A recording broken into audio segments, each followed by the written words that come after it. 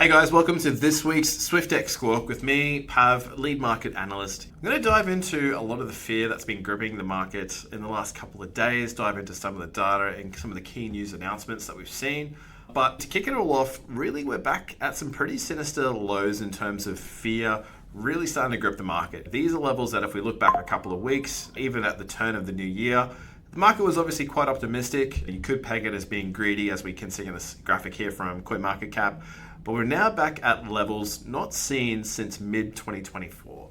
And a lot of that may be attributed to the increasing uncertainty in the global macro picture right now. We're seeing Donald Trump in the US again play into the hand of the global trade war right now.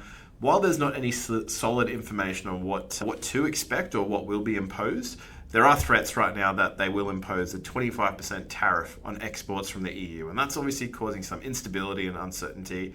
Again, just that amount of aggression coming out from the US. But what we are still seeing from a point of optimism is stablecoin metrics increasing to the upside, specifically the growth of stablecoins in the crypto space.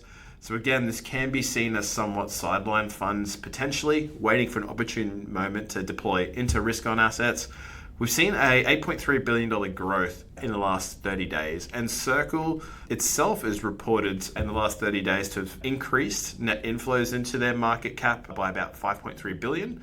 And this is quite significant when you look at how much they have injected in the last year. It accounts for almost up to 20% of the total net flows. So again, could this be new funds waiting to enter the market? Time will tell.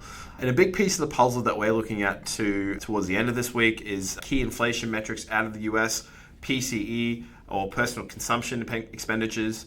This is the primary leading economic inflation metric that the Fed does use for setting and following through with economic policies.